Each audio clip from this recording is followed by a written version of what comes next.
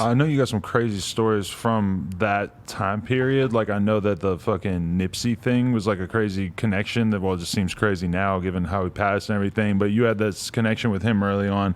Can we get that story, and can we talk about like just any other like crazy interactions or whatever was going on at that time in your life, like things that just seem insane that maybe you don't always get a chance to share with people at this point? So Nipsey, you know what I'm saying? Like the connection with me and Nipsey came immediately. You feel me? Like the first time I remember, like just being at the crib, and the first time I saw Nipsey was they was shooting. He had did a video that came out, and he had rapped on a crisscross beat. He did the he like remixed Was it the Jump? Yeah, he had. That was my favorite song when I was in first grade. Yeah. Yeah. So was my he shit. redid that. You know what I'm saying? And that's how boom. And for some reason, it just when I saw the video, everything he was doing, a lot of the stuff that he was doing was resonating with me on how I was moving and doing it, but in a Texas way, a Dallas way. And that was the only artist that it made like that. And then when we met soon after that, once my music started popping, this was before my music was out. And then, you know, Ice Cream Paint Job happened, and you know, when Snoop got on the Snoop, actually, I thought Nipsey was Snoop artist because that's kind of how it was presented to me. Right. And then I remember D hit me up. He was like, "Hey, you know, Snoop want to know what you think about putting Nipsey on Nipsey Hussle. It's an artist named Nipsey Hussle." I was like, "Oh, I know who Nipsey Hussle." By this time I was on to him. A lot of people they was trying to introduce me and be like this. They trying to show him like I already know who he is. I think homie dope. Let's do it. He wasn't a mainstream thing, so a lot of people didn't think that was a good move because he wasn't man. But I thought it was the best thing. I was like, I like him. You know what I'm saying? Homie from LA, boom. I already like this music. I'm on it, and I could see the potential, and I threw him on there, and I brought him out on the BET Hip Hop Awards. Right. You feel me? And he had never been on a mainstream platform, so I introduced him to a lot of people. But I did it from just thinking homie was dope anyway. Like fuck it, you know what I'm saying? There was other people on the song, but it's just something I wanted to do. Right. You know, and then our connection started there, and we just had a natural connection. So we started seeing each other everywhere. You know, we did some songs, you know what I'm saying? He came, fuck with me in Dallas, you know, birthday parties. We would do shows at different places, and every time we met up, we had a moment, you know what I'm saying? We always chopped it up. I always talked. I always had good energy. And it was a me and him connection. So me and Nipsey connection, just, you know how sometimes it be through, you have entourages and different, and I was just me and him personally. So I always had this connection, and I always saw each other, and it just kept growing over the years. So, you know, he just became homie. He just came bro from there. Do you remember, family. Remember the last time you saw him before he passed? Yeah, it was a month before he passed. A month. He was in Dallas. He came and did not even a show. He came and did a business seminar, like the first of his, imagine going to a city to do a show, but instead of doing a show, you doing a business seminar. Wow.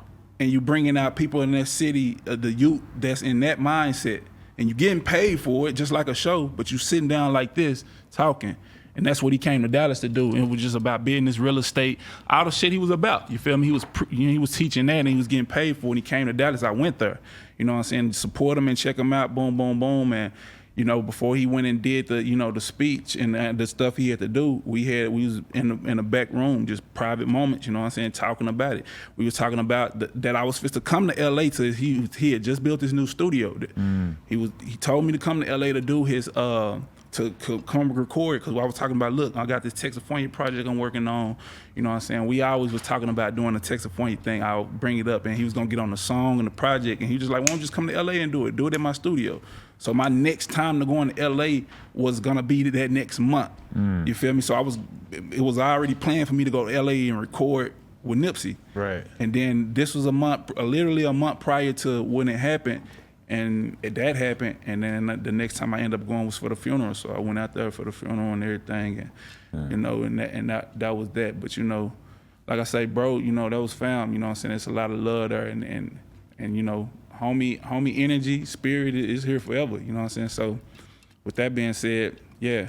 Yeah, when you see like the way he lived his life, and like there's always been this conversation since he passed about like doing a business in your local area and everything, like has that been, you know, and like sort of being that like local hero and stuff, and with him we saw how much you could do when you put yourself into that role, we also saw how dangerous it can end up being. Like, what are your thoughts on being that sort of like fixture in the community in terms of hip hop or outside of that in the overall culture? Like, do you want to be that for Dallas, or is that too much to take on sometimes? It ain't even.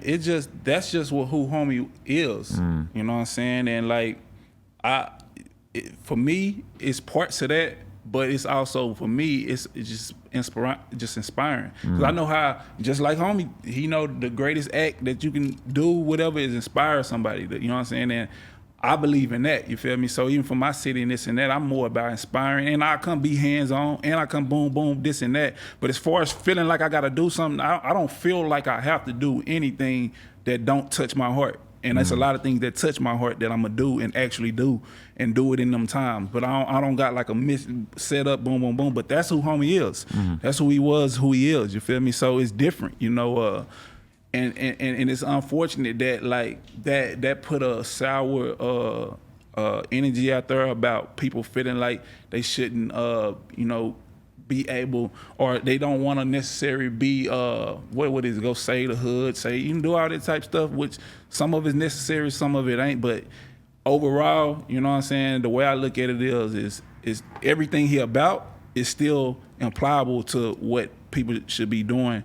And even what I'm doing on a lot of different other levels, because that wasn't all he was about. A lot. His music was that, the way he moved, the business mind, everything. He was just you know what I'm saying, all around with it. You feel me? And that's just how I look at the situation. And overall, it was just unfortunate. You know what I'm saying? Just unfortunate. Damn shame. Yeah. R.I.P. Nip.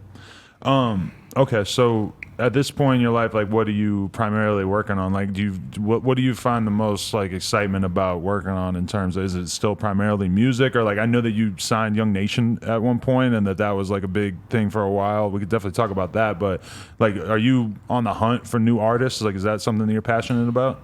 I'm letting everything come to me. You feel me? If I see a dope artist and it come to me naturally, I'm fucking with it. But you know, producers as well. Right now, I'm fucking with more producers than artists. You know what I'm saying?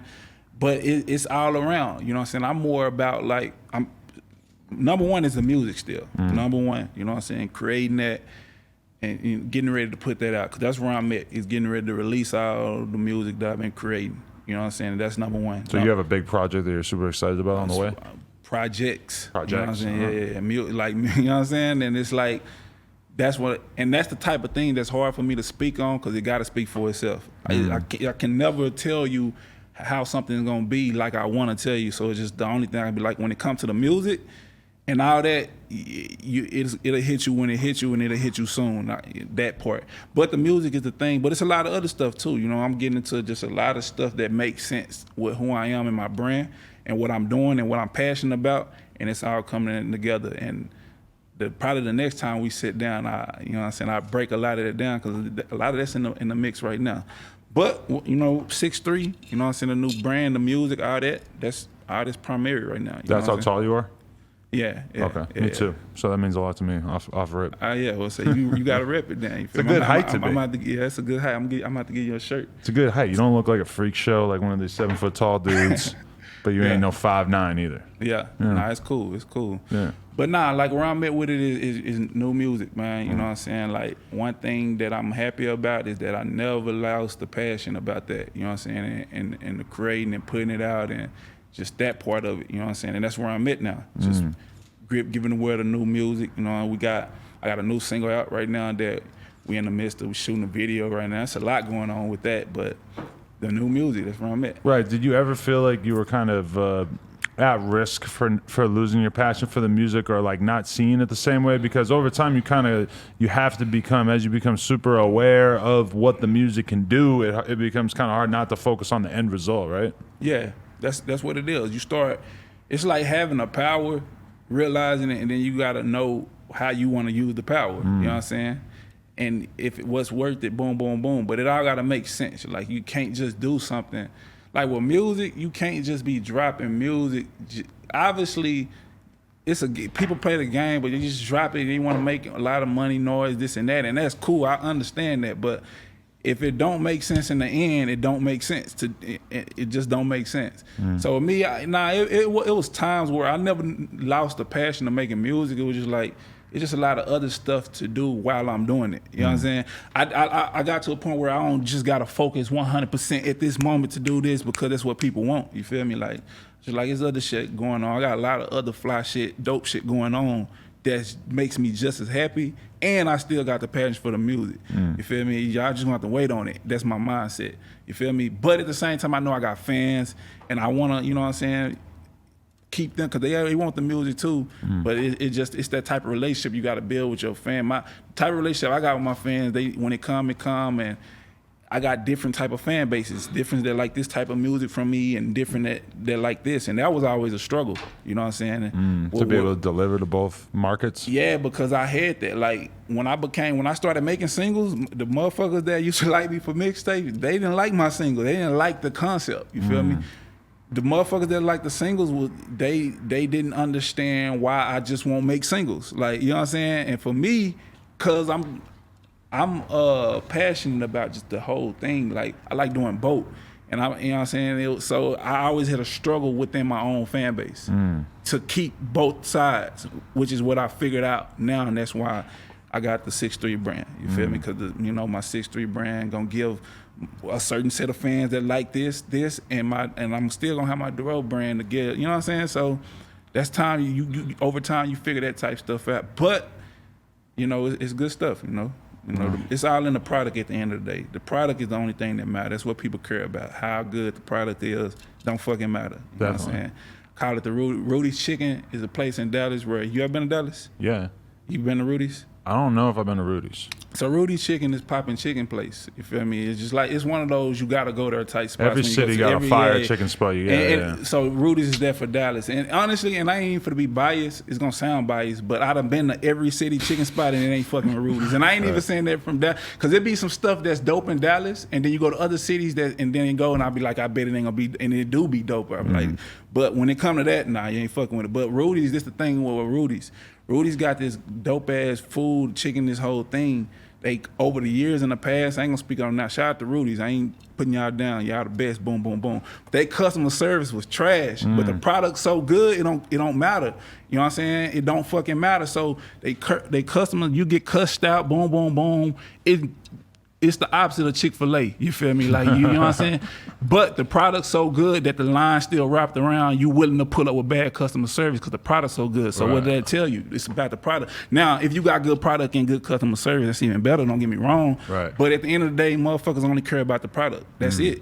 The product is what motherfuckers care about, and that's how I look at music. You know what I'm saying? So it don't even matter. Like, all the other stuff is cool, but motherfuckers at the end of the day care about the product. You've lived in Dallas this whole time, even through all the traveling, whatever. You always called that home. Dallas been the home the whole time in Cali, but I've been in LA, man, from 2012, 2013 to now. I've been back and forth. That's why my whole shit is Texafornia. That's like my concept. You know what I'm saying? My movement is Texafornia. Right. Dallas, LA, Houston, the Bay Area, boom, boom, boom. That's like my thing. You know what I'm saying? I spent a little time in Atlanta, a little time in New York. You know what I'm saying? But mainly Dallas and LA.